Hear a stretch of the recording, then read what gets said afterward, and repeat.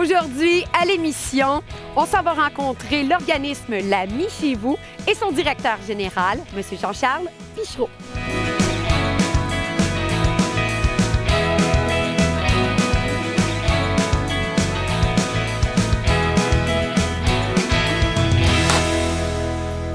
On est à L'Ami chez vous. Expliquez-moi, M. Pichereau, qu'est-ce que c'est L'Ami chez vous? En quelle année ça a été fondé, l'organisme? Bonjour, donc L'Ami chez vous a été fondé en 2017. C'est un organisme, une entreprise d'économie sociale OSBL. Donc on a un volet commercial. Nous faisons et nous confectionnons des petits plats individuels et familiaux qui sont confectionnés par des personnes en insertion socio-professionnelle. Donc c'est des personnes qui, entre guillemets, ne pourraient pas intégrer le marché du travail traditionnel.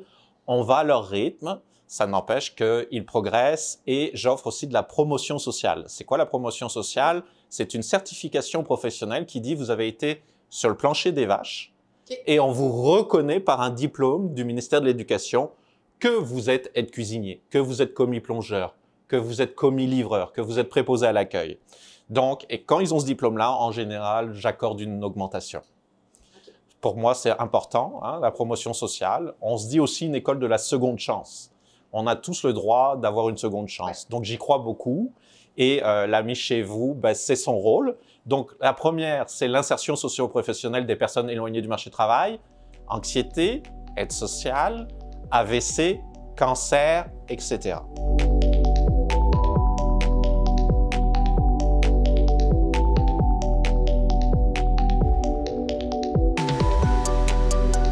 Donc, le besoin est né probablement de la communauté, de la mise en place de l'organisme en tant que tel. Eh bien, en fait, on est une offre de complémentarité de ce que la communauté fait. On a la banque alimentaire qui, elle, fait des paniers, donne. On a d'autres organismes qui proposent des popotes roulantes ou de l'autobouffe. Et nous, on s'adjoint à la chaîne en proposant en complémentarité des plats congelés avec une tarification abordable. Mais tout le monde peut venir acheter à L'Ami chez vous. Les gens peuvent venir parce que les moyens sont restreints, donc ils achètent des plats à prix réduit ou abordables. Et d'autres viennent pour soutenir la mission et encourager l'insertion des personnes en réinsertion. À travers les années, depuis 2017, j'imagine que vous en avez intégré beaucoup. Des gens en économie sociale, justement, là, en réinsertion à l'emploi. Oui. Est-ce que vous avez à peu près un chiffre? Là, je pose peut-être une petite colle, là, mais je suis certaine que vous les connaissez. Je vous dirais au-delà de 60%. Oh, c'est quand même beaucoup. Oui. Donc, le taux de réussite est bien. Les gens, est-ce qu'ils restent nécessairement ici ou il y en a pour qui ça a été un tremplin complètement? On en a eu où ça a été un tremplin, où ils sont partis ailleurs. Oui. Et reviennent nous voir, viennent faire un petit coucou, viennent nous dire bonjour. Et ça, c'est ma grande fierté, en disant ben, j'ai beaucoup appris à L'Ami, puis maintenant je suis reparti dans le réseau. D'autres où c'est plus difficile, mais nous, à L'Ami chez vous, on a aussi ce volet-là avec le Carrefour Jeunesse Emploi, avec Emploi Québec, qui peut nous soutenir à les accompagner. Quand c'est plus difficile, on intervient. Et aujourd'hui, en 2023, on a des accompagnements où ils suivent la personne qui a plus de difficultés à s'intégrer. Okay. On prend aussi des gens en travaux communautaires. Aussi. Donc oui, ça peut être des gens surtout des tickets non payés. Ouais. Parce qu'avec les gens vulnérables et fragiles avec qui je travaille, je ne peux pas me permettre violence ou agression, mais tickets ou des problèmes de financement, ces gens-là aussi sont les bienvenus à L'Ami chez vous.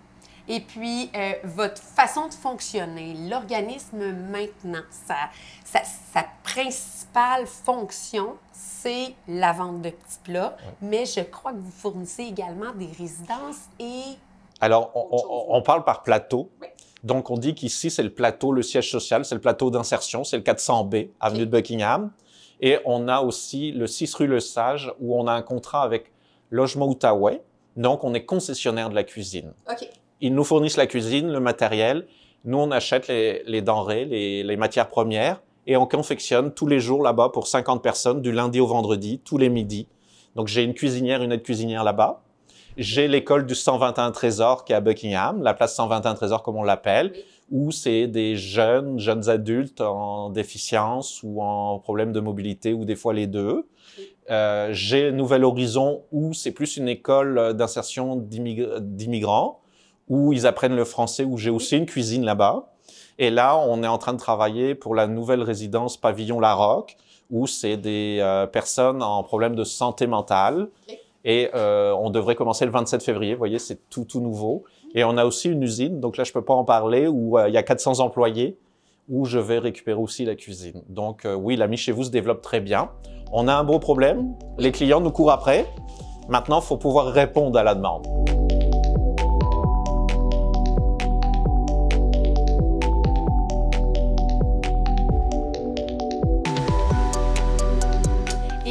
Le problème principal pour répondre à la demande en ce moment, oui, j'imagine qu'il y a l'inflation qui rentre en ligne de compte, mais vous m'avez expliqué que c'est vraiment l'espace de stockage. Oui, ici, on a un problème de stockage au niveau du stockage des matières premières. Oui. Il nous manque des congélateurs, il nous manque frigo, et vous ne pouvez pas répondre à des trop grosses commandes parce que ça va vous prendre beaucoup de stockage et vous allez être bloqué pour faire tourner les plats, la confection de plats. Donc, on s'en sort, on réfléchit à des alternatives, peut-être une chambre froide, peut-être d'autres congélateurs plus spacieux. Une chambre froide, c'est 50 000 $. C'est beaucoup de coûts pour un organisme d'économie sociale qui vit principalement à réinsérer des gens sur le marché du travail. C'est beaucoup de sous, beaucoup d'investissements. C'est beaucoup d'investissements, il faut y réfléchir, il faut être stratégique, puis il faut savoir une chose, c'est que nous n'avons pas de soutien financier à la mission globale. Nous avons du soutien d'Emploi Québec pour les subventions salariales et nous avons du soutien aussi pour les contrats d'intégration au travail. On a aussi un soutien de la commission, du Centre scolaire de services pour la formation, mais ça s'arrête là. Donc, oui, on calcule, on fait attention, on ne fait pas n'importe quoi, on gère. Et l'ami chez vous, donc, si on veut vous encourager, si on veut... On n'a pas de temps à donner, c'est quoi le meilleur moyen en ce moment de venir vous encourager? C'est d'acheter des petits plats. C'est d'acheter des petits plats, à savoir que ça permet pour moi, quand vous achetez des petits plats, de payer les gens au-dessus du salaire minimum et aussi de réinjecter l'argent dans du confort de travail. Tapis anti-fatigue. Vous savez, quand vous travaillez en cuisine, on a une grande cuisine, il y a des déplacements, à la fin de la journée, vous êtes brûlé. On a aussi dans le matériel, du matériel plus adéquat, plus ergonomique. Donc, on pense à tout ça. Des échelles à la bonne hauteur, des petits escabeaux pour pouvoir grimper, mais sécuritaires. Quand vous parlez de temps, je tiens à remercier les bénévoles de l'ami chez vous. Oui. Je tiens à remercier Denis Marcheter, qui est le président, qui nous soutient, Servane Chéné, qui est la trésorière, qui a donné beaucoup de son temps, qui travaille pour nous, pour les petits déjeuners, pour les écoles. Donc, aujourd'hui, c'est très difficile d'avoir des bénévoles. C'est très difficile d'avoir de la rétention de main-d'œuvre. Donc, tout ça, là, il faut composer avec ça. C'est une vraie conjugaison de tous les jours, de 8 h le matin à 7 h le soir. Et là, on peut vous encourager avec les petits plats. Est-ce qu'on a certaines heures d'ouverture? On est limité? Oui, non? On travaille du lundi au vendredi, je vous dirais de 9 h à 16 h. Des fois, on déborde jusqu'à 16 h 30, ça, c'est pas un problème. Mais oui, c'est ça. Et le midi, on est ouvert.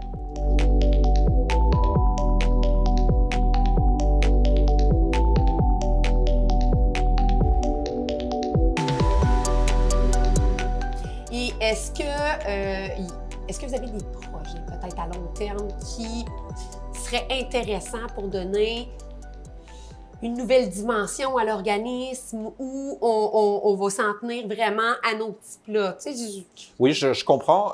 J'ai entendu parler d'un comité de réhabilitation d'itinérants. Intéressant. Et la Banque alimentaire de la Lièvre travaille dessus. Je sais que je dois rencontrer la directrice générale sous peu, on s'en est parlé. Et moi, quand ces gens-là seraient réhabilités avec respecter les heures de travail, respecter le travail à faire, on pourrait être, nous, la clé complémentaire en professionnalisant ces gens-là. Ça pourrait être très intéressant de les remettre. Par des certifications reconnues. Ce qui fait que quand ils vont se présenter à un travail, un job, ils ont leur diplôme. Et la certification, pour moi, j'y crois beaucoup. Comme je vous l'ai dit, je l'ai mentionné tout à l'heure, la certification dit, vous avez été sur le plancher des vaches, vous l'avez fait. Donc, moi, demain, quelqu'un qui se présente à une certification, je dis, go. Moi, il a été dedans. Il a mis les mains dedans. Puis on pourrait peut-être aller aider les problèmes de rétention de main-d'œuvre de d'autres organismes ou de d'autres entreprises du coin aussi. Exactement. Mais on ne se cachera pas que l'insertion et la réinsertion est parfois difficile. C'est pas toujours facile. selon le bagage de la personne. Moi, je crois beaucoup à la seconde chance, mais il faut aussi que la personne veuille céder. Aussi. On ne fait pas du 100%. Il faut être conscient de ça. L'équipe, en ce moment, vous avez un conseil d'administration, Oui. il y a vous qui êtes à la direction générale, mais vous avez aussi un coordonnateur aux activités, c'est bien ça? Un coordonnateur de service, De oui. service. Donc, Adam Paquin, qui vient me soulager Oui. dans l'administration, qui vient me soulager au niveau des livraisons. Donc, oui, ça a fait du bien. Effectivement. J'ai dû l'arracher parce que c'est pareil. Quand vous allez chercher du personnel que vous voulez qu'il reste, bah, il y a des concessions à faire. Effectivement. Et puis là, je vais vous poser la question fatidique. Où est-ce que vous aimeriez que l'organisme Amis chez vous soit dans 10, 15 ans? Ce serait quoi votre rêve personnel? Même si c'est fou, c'est pas grave. Même si c'est fou? Oui, même si c'est fou. Ben moi, j'aimerais que l'Ami chez vous soit reconnu complémentaire à la communauté, ce que les institutions ont beaucoup de mal à reconnaître. Oui. Mais qu'on soit dans les résidences communautaires. Et là, on en a de plus en plus. J'ai eu un appel hier d'une résidence, ce qu'on appelle les résidences RTF, résidences de type familial, où il y a 6 personnes avec des problèmes de santé mentale et qui nous appellent en disant « Peux-tu nous livrer pour le midi ?» Donc, j'ai dit oui. Mais moi, je veux pas devenir gros pour devenir gros. Je veux qu'on reste une entreprise d'économie sociale, OSBL, avec nos valeurs.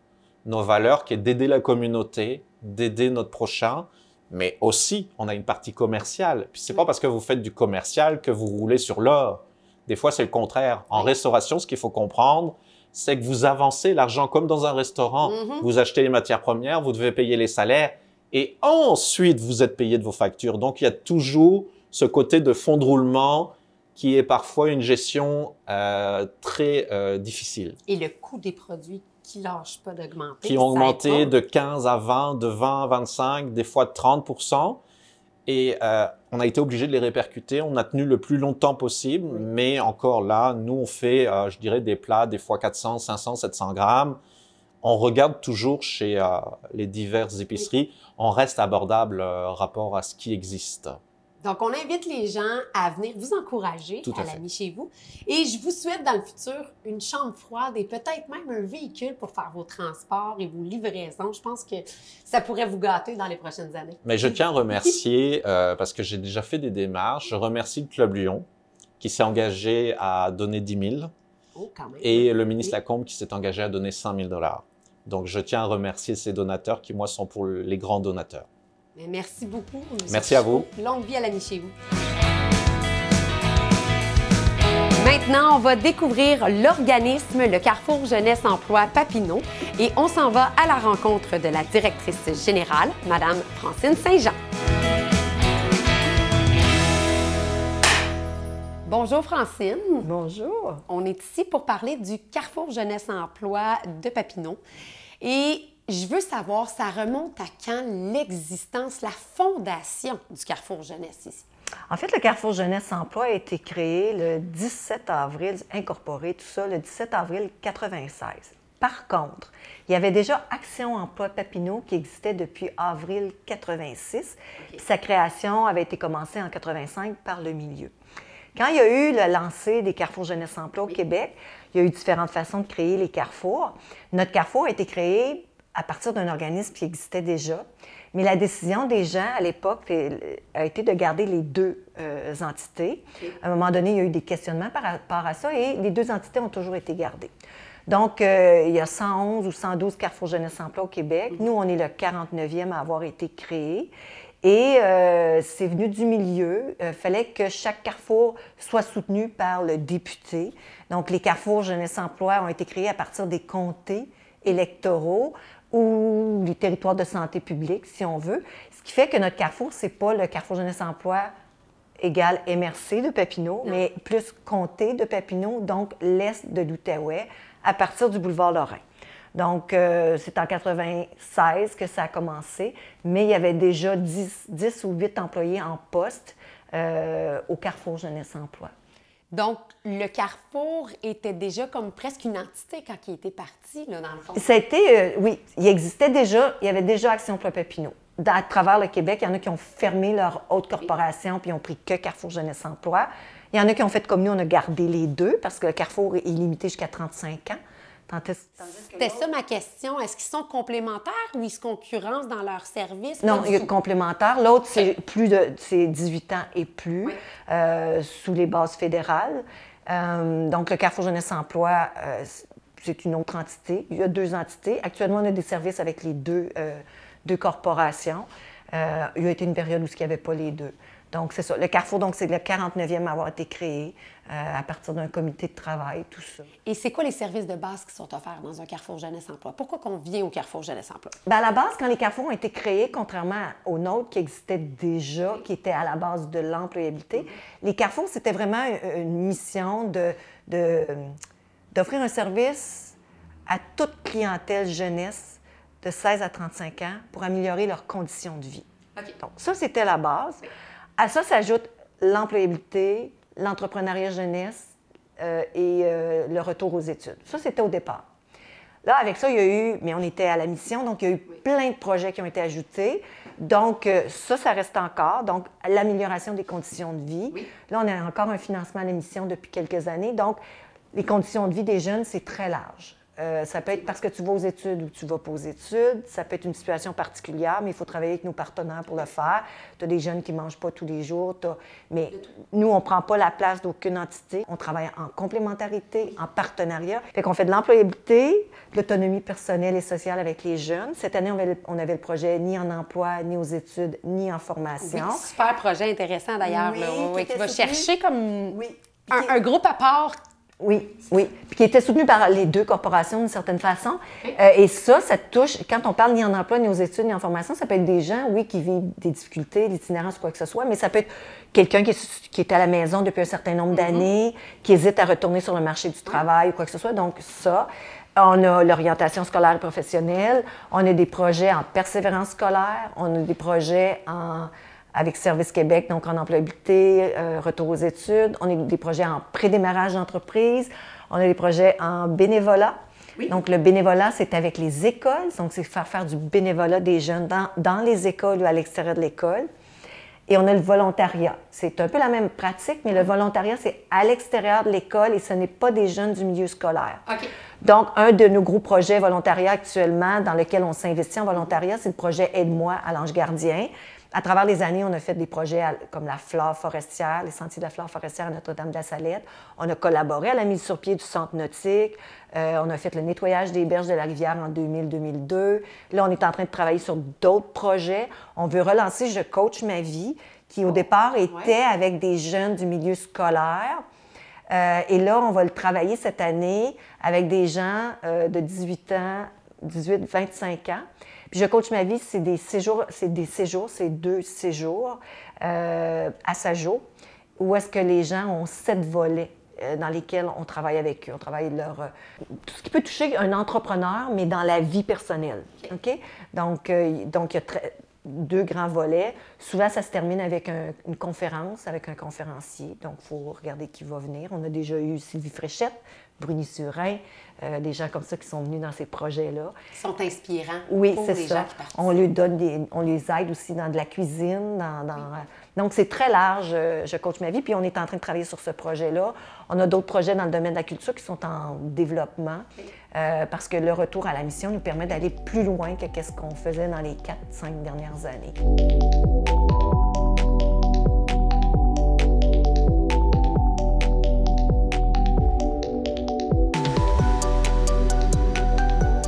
Maintenant, on a un Place aux jeunes pour Cœur des Vallées, donc on couvre la totalité du territoire du comté.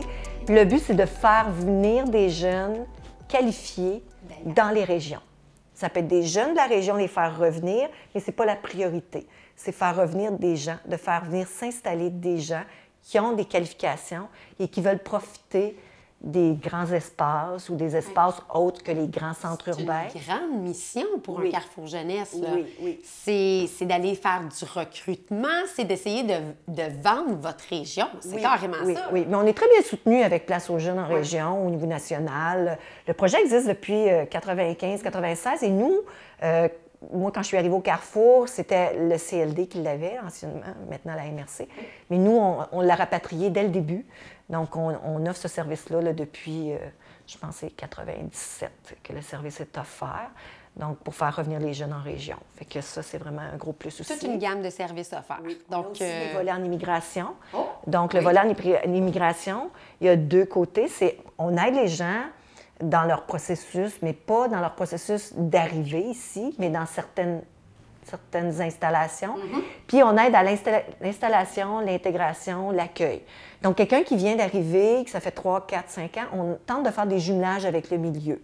Donc, par exemple, il va y avoir un événement à un endroit X, bien, les personnes immigrantes vont être invitées. Des fois, on les aide à se déplacer. Il y en a qui n'ont pas de véhicule. Puis là, ils vont rencontrer d'autres personnes de la région.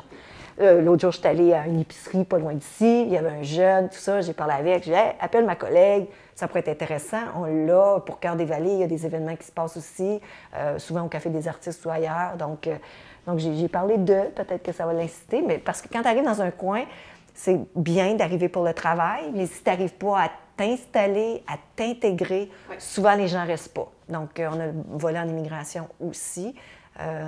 Donc, on a plusieurs volets.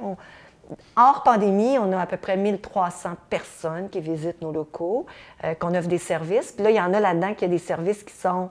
Il y a des clients, des fois, qui utilisent plus qu'un service. Oui, donc, et vous travaillez en partenariat avec des organismes locaux, tu en as parlé tantôt, mais pour la réinsertion en emploi, vous les accueillez, vous êtes là pour leur donner la base de l'information, mais c'est pas vous qui les accueillez en emploi, vous leur trouvez un endroit.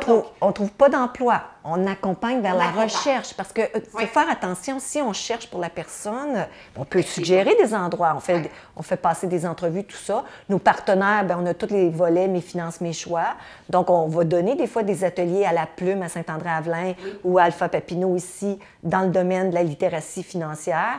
On le fait dans les écoles. On peut le faire avec d'autres partenaires aussi. Donc, on est dans ce développement-là. C'est toujours en développement. Tout est toujours en développement, de toute façon. Des fois, les nouveaux employés disent « Bien, on n'est pas assez connus. » Tu es connu quand tu as besoin, puis c'est toujours quelque chose à continuer à faire. Donc, il y a cet aspect-là aussi.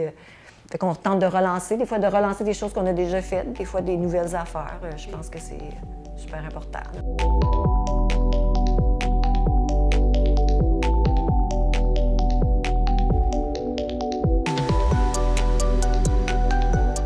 Et puis là, je vais te poser la question fatidique. Où est-ce que tu vois l'organisme du Carrefour Jeunesse ici dans 10-15 ans? Où tu aimerais être rendu? Donner quel service? Bien, moi, je pense que ce qu'on offre là, je pense que ça va rester. Oui. Mais d'avoir encore plus de développement avec nos partenaires. Je ne veux pas prendre la place de personne. On est des organismes dans le domaine culturel. Mais créer... En fait, j'ai déjà rêvé d'avoir un genre de petit centre... un peu comme les aires ouvertes qui existent maintenant dans le domaine de la santé, mais un espace plus ouvert pour que les jeunes puissent arriver, puissent échanger, puissent se rencontrer. Coworking, de la socialisation. Oui, on avait travaillé ça aussi avec certaines municipalités dans la petite nation, de regarder voir s'il y a des possibilités là-dedans, d'avoir des ateliers ou des endroits pour le faire. C'est des choses qui sont en développement. C'est sûr que la pandémie a limité des choses. On fait quand même beaucoup de choses aussi en ligne avec nos clients. Et ça, je trouve ça important parce que... les clients, on a des clients sur un territoire de 4000 km². Effectivement! On a un bureau ici, à Gatineau, secteur Buckingham, un bureau à Saint-André-Avelin, mais on dessert 29 municipalités et territoires.